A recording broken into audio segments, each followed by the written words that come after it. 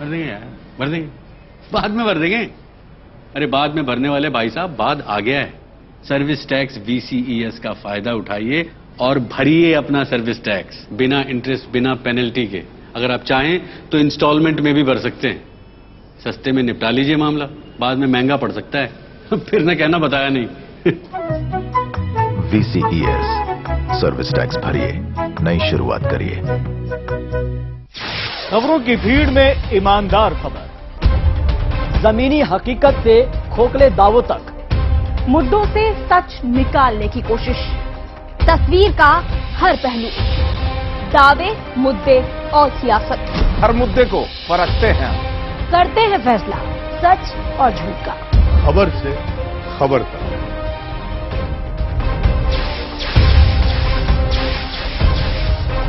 खबर भारती, सरोकार आपसे। नमस्कार, खबर भारती में आपका स्वागत है। खबर भारती लाइव अब आप देख सकते हैं अपने मोबाइल, कंप्यूटर और आईपैड पर।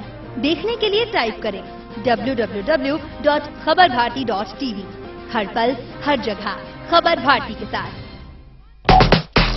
जलवा बॉलीवुड के सितारों का, हसीनाओं ने मचाया कितना धमाल, एक्सपोज के बावजूद कौन हुआ reject. Action, romance, item number, पर्दे के पीछे का क्या है चक्कर, पहले पर्दे की मसालेदार खबरें, खबर चौकी रोजाना दोपहर 2:30 बजे सिर्फ खबर भारती पर।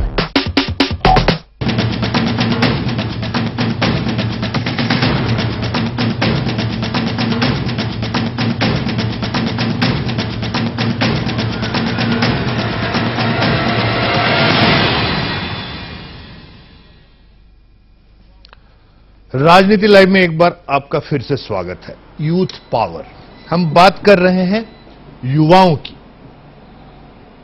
मध्य प्रदेश और छत्तीसगढ़ में आने वाले चुनाव में युवाओं की क्या भागीदारी रहेगी। सबसे पहले मैं जानना चाहूंगा राकेश जी के पास। राकेश जी, कांग्रेस ने एक बहुत अच्छा एक्सपेरिमेंट पिछले साल किया था। पिछले साल मतलब पिछले लोकसभा इलेक्शन में मीनाक्षी नटराजन को उन्होंने उठा के भेजा एक जगह पे, वो जीती, बीजेपी के एक दिग्गज को हराई और वो आज कांग्रेस पार्टी के लिए एक बहुत बड़ी लीडर है। इस साल जब चुनाव होंगे, पूरे देश में करोड़ों लोग, करोड़ों युवा, एक नई पीढ़ी वोटर बन गई है। आपको क्या लगता है कि इस ढंग का जो एक्सपेरिमेंट है या राहुल गांधी का जो यूथ का एक्सपेरिमेंट है, ये बीजेपी का जो पुराना एक रवैया है कि बुजुर्ग लोग, जैसे ध्रुव नारायण सिंह खुद कहते हैं कि विनेबिलिटी टिकट होनी चाहिए, तमाम चीज होते हैं, आपको क्या लगता है कि इस पूरे चुनाव में इस यूथ फैक्टर का कितना असर होगा? प्रज्ञान जी, यूथ फैक्टर का बड़ा असर होने वाला है। राहुल फॉर्मूले का जो जन्म हुआ है वो यूथ वोटर के कारण ही हुआ है कि जो इतनी बड़ी मात्रा में यूथ वोटर है जो चुनाव नतीजों को परिवर्तित करने की क्षमता रखता है। और आज वर्तमान का जो यूथ है वो बहुत मैच्योर है। वो अब किसी के आभा मंडल में आके, बहकावे में आके, एक ही ढर्रे में वोट करने की फेर में नहीं है। वो अपने मस्तिष्क का इस्तेमाल करके, ब्रेन का इस्तेमाल करके वोट करने की जुगत में है। वो बहुत विद्वान हो चुका है आज का यूथ। यही कारण है कि राहुल को अपने नए फार्मूले का इजाद करना पड़ा और ये बड़ा परिवर्तन होने वाला है।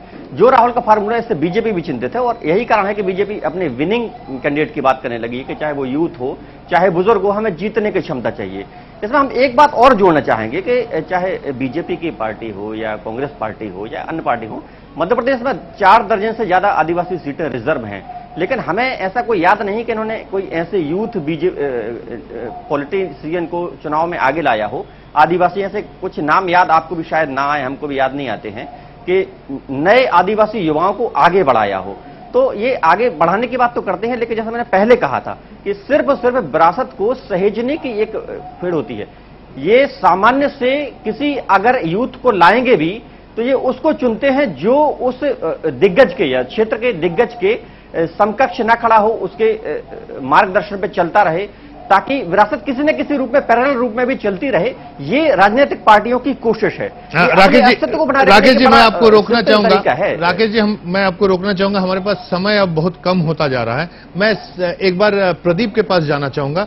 प्रदीप, आप एकदम यंग हैं, 25 साल के हैं।